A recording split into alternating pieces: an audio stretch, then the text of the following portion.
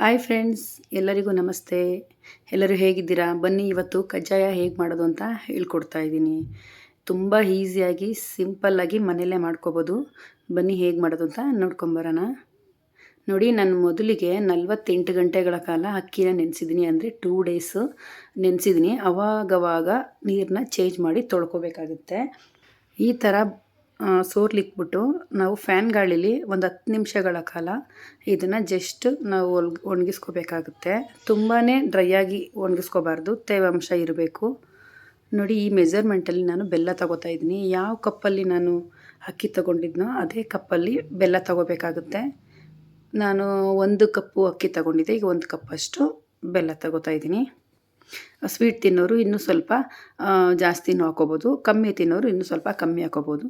1 ಕಪ್ಗೆ 1 ಕಪ್ಪು ಪರ್ಫೆಕ್ಟಾಗಿರುತ್ತೆ. ನೋಡಿ, ನಾನೀಗ ಅಕ್ಕಿನ ಸ್ವಲ್ಪನೇ ಮಿಕ್ಸಿಗೆ ಗ್ರೈಂಡರ್ಗೆ ಹಾಕ್ಕೊಂಡು ಈ ಥರ ತರ್ತರಿಯಾಗಿ ನುಣ್ಣಗೆ ಅಂದರೆ ತುಂಬ ನುಣ್ಣಗೆ ಬೇಡ, ಸ್ವಲ್ಪ ತರ್ತರಿಯಾಗಿ ರುಬ್ಕೋತಾ ಇದ್ದೀನಿ, ಪೌಡ್ರ್ ಮಾಡ್ಕೋತಾ ಇದ್ದೀನಿ. ನೋಡಿ, ಇದನ್ನು ಒಂದು ಸ್ವಲ್ಪ ಕೈಯಿನ ಸಹಾಯದಿಂದ ಪ್ರೆಸ್ ಮಾಡ್ಕೊಬಿಡ್ಬೇಕು, ಯಾಕೆಂದರೆ ಹಿಟ್ಟು ಹಾರೋ ಸಾಧ್ಯತೆ ಜಾಸ್ತಿ ಇರುತ್ತೆ. ನೆಕ್ಸ್ಟು ನಾನು 1 ಕಪ್ಪು ಆಗುವಷ್ಟು ಚಿಕ್ಕ ಕಪ್ಪಲ್ಲಿ 1 ಕಪ್ಪು ಬಿಳಿ ಎಳ್ಳು ಮತ್ತು ಸ್ವಲ್ಪ ಗಸಗಸೆ ಎರಡನ್ನೂ ಹುರ್ಕೋತಾ ಇದ್ದೀನಿ. ನೆಕ್ಸ್ಟು ಒಂದು ಬಾಣಲಿ ತಗೊಂಡಿದ್ದೀನಿ, ಇದಕ್ಕೆ 1 ಕಪ್ ಆಗುವಷ್ಟು ಬೆಲ್ಲ ಮತ್ತು ಸ್ವಲ್ಪ ನೀರು ಹಾಕ್ಕೊಂಡು ಪಾಕನ ರೆಡಿ ಮಾಡ್ಕೊಳ್ಳೋಣ ಕಜ್ಜಾಯಕ್ಕೆ. ಪಾಕ ಮಾಡ್ಕೋಬೇಕಾದ್ರೆ ತುಂಬ ಫ್ಲೇಮ್ ಜಾಸ್ತಿ ಇರಬಾರ್ದು, ಮೀಡಿಯಮ್ ಫ್ಲೇಮಲ್ಲಿ ಮಾಡ್ಕೋಬೇಕಾಗುತ್ತೆ. ನೋಡಿ, ಇವಾಗ ಪಾಕನ ನಾವು ಚೆಕ್ ಮಾಡ್ಕೊಳ್ಳೋಣ. ಈ ಥರ ಒಂದು ತಟ್ಟೆಯಲ್ಲಿ ಅಥವಾ ಪ್ಲೇಟಲ್ಲಿ ಸ್ವಲ್ಪ ನೀರು ನೀಡಿಕೊಂಡು ಈ ಥರ ಪಾಕನ ಹಾಕ್ಕೊಂಡ್ರೆ ಈ ಥರ ಕೈಗೆ ಎತ್ಕೊಳ್ಳಿಕ್ಕೆ ಸಿಗಬೇಕು. ಎಳೆ ಪಾಕ ಬಂದರೆ ಮಾತ್ರ ಪರ್ಫೆಕ್ಟಾಗಿ ಆಗೋದು ಕಜ್ಜಾಯ. ಪಾಕ ಮಿಲ್ಗಿದ್ರೆ ಏನಾಗುತ್ತೆ ಅಂದರೆ ಗಟ್ಟಿಯಾಗ್ಬಿಡುತ್ತೆ, ಚೆನ್ನಾಗಿರಲ್ಲ. ಸೊ ಎಳೆ ಪಾಕ ಬರ್ತಾ ಇದೆ ಅನ್ನುವಾಗೇ ನಾವು ಅಕ್ಕಿ ಹಿಟ್ಟನ್ನ ಸೇರಿಸ್ಕೋಬೇಕಾಗುತ್ತೆ. ನೋಡಿ, ಈ ಥರ ನಾವು ಆವಾಗಲೇ ರುಬ್ಬಿಟ್ಕೊಂಡಿರುವಂಥ ಅಕ್ಕಿ ಹಿಟ್ಟನ್ನ ಸೇರಿಸ್ಕೋಬೇಕು. ಮತ್ತು ಅಕ್ಕಿ ಹಿಟ್ಟು ಯಾವಾಗೋ ಮಾಡಿ ಯಾವಾಗೋ ಕಜ್ಜಾಯ ಮಾಡೋದಲ್ಲ. ಅಕ್ಕಿ ಹಿಟ್ಟು ರೆಡಿ ಆದ ತಕ್ಷಣವೇ ಹಿಂದೆಯೇ ನಾವು ಕಜ್ಜಾಯಕ್ಕೆ ಪಾಕಕ್ಕೆ ರೆಡಿ ಮಾಡಬೇಕು. ಯಾಕೆ ಅಂದರೆ ಅಕ್ಕಿ ಹಿಟ್ಟು ಬಿಸಿ ಹೋದರೆ ಕಜ್ಜಾಯ ಚೆನ್ನಾಗಿ ಬರಲ್ಲ. ಬಿಸಿ ಇದ್ದಾಗೇ ನಾವು ಕಜ್ಜಾಯನ ರೆಡಿ ಮಾಡಬೇಕಾಗುತ್ತೆ. ಫ್ಲೇಮ್ನ ನಾನು ಕಮ್ಮಿ ಇಟ್ಕೊಂಡಿದ್ದೀನಿ, ತುಂಬಾ ಅಂದರೆ ಸಿಮ್ಮಲ್ಲಿ ಇಟ್ಕೊಂಡು ನಾನು ಇದನ್ನು ಬೇಯಿಸ್ತಾ ಇದ್ದೀನಿ, ಪಾಕ ರೆಡಿ ಮಾಡ್ತಾಯಿದ್ದೀನಿ. ನೋಡಿ, ಇವಾಗ ಹುರಿದಿಟ್ಕೊಂಡಿರುವಂತಹ ಎಳ್ಳು ಮತ್ತು ಗಸಗಸೆ, ಸ್ವಲ್ಪ ಏಲಕ್ಕಿ ಪುಡಿ ಎಲ್ಲನ ಹಾಕಿ ಮಿಕ್ಸ್ ಮಾಡ್ತಾಯಿದ್ದೀನಿ. ಫ್ಲೇಮ್ನ ಆಫ್ ಮಾಡಿದ್ದೀನಿ, ರೆಡಿಯಾಗಿದೆ ಇದು. ಲಾಸ್ಟಲ್ಲಿ ನಾನು ಒಂದು 2 ಸ್ಪೂನಷ್ಟು ತುಪ್ಪ ಅಥವಾ ಎಣ್ಣೆ ಯಾವುದಾದ್ರೂ ಸರಿ ಹಾಕ್ಬಿಟ್ಟು ಸ್ಪ್ರೆಡ್ ಮಾಡೋಣ. ಪಾಕ ತುಂಬ ತಣ್ಣಗಾಗಬೇಕು. ತಣ್ಣಗಾದ್ಮೇಲೆ ಈ ಥರ ತಟ್ಟೆ ಮುಚ್ಚಿ ಆಮೇಲೆ ನೋಡೋಣ.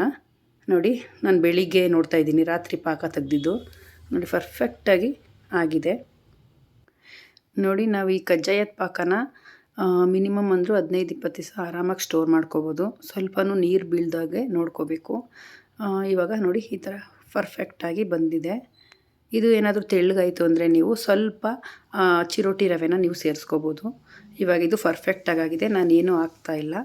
ನೋಡಿ, ಎಣ್ಣೆ ಹಾಕಿದ್ದೀನಿ. ಎಣ್ಣೆ ಕಾದ್ಮೇಲೆ ಒಂದು ಪೇಪರ್ ಸಹಾಯದಿಂದ, ಪ್ಲಾಸ್ಟಿಕ್ ಪೇಪರ್ ಸಹಾಯದಿಂದ ಈ ಥರ ನಾನು ಕಜ್ಜಾಯನ ತಟ್ಟಿ ಹಾಕ್ತಾಯಿದ್ದೀನಿ. ಒಂದೊಂದೇ ಹಾಕ್ಕೋಬೇಕು. ನೋಡಿ, 2 ಕಡೆನೂ ನೀಟಾಗಿ ಬೇಯಿಸ್ಕೊಳ್ತಾ ಇದ್ದೀನಿ. ಇದು ಅಷ್ಟೇ, ಮೀಡಿಯಮ್ ಉರಿಲೇ ಬೇಯಿಸ್ಕೋಬೇಕು. ತುಂಬ ಜಾಸ್ತಿ ಉರಿ ಹಾಕಿದ್ರೆ ಬೇಗನೆ ಸೀದೋಗೋ ಚಾನ್ಸಸ್ ಇರುತ್ತೆ.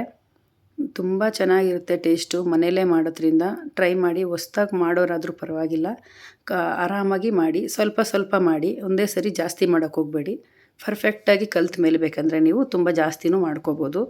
ಮೇಯ್ನು ಪಾಕ ತೆಗಿವಾಗ ಸ್ವಲ್ಪ ಕಾನ್ಸಂಟ್ರೇಟ್ ಮಾಡಿ ತುಂಬ ಚೆನ್ನಾಗಿ ಬರುತ್ತೆ. ಈ ವಿಡಿಯೋ ನಿಮ್ಗೆ ಇಷ್ಟ ಆಗಿದೆ ಅಂತ ತಿಳ್ಕೊಂಡಿದ್ದೀನಿ.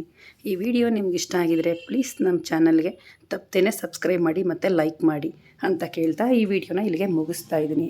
ಮತ್ತೆ ಮುಂದಿನ ವಿಡಿಯೋಗಳಲ್ಲಿ ಸಿಗೋಣ. ಅಲ್ಲಿವರೆಗೂ ಎಲ್ರಿಗೂ ನನ್ನ ವಿಡಿಯೋ ನೋಡಿದ್ದಕ್ಕೆ ಥ್ಯಾಂಕ್ ಯು. ಬಾಯ್.